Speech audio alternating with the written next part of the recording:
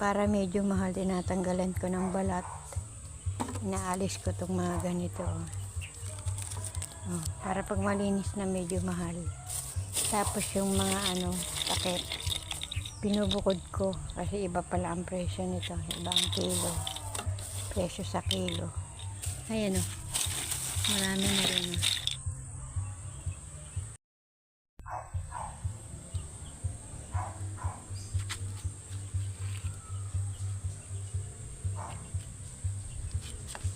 Wala nila oh. Ay, marami na akong ipon.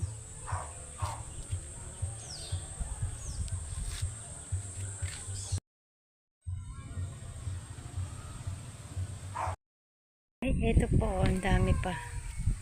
Bubukod-bukod ko na lang pati yung mga lata. Ayan. Para may isang sako na akong lata. Iba rin ang presyo. May ipunin ko lahat. Yan naman, yung mga green. Nakuha ko lang yung mga niyan, takip. Takip. Oops. Pag nakuha ko na,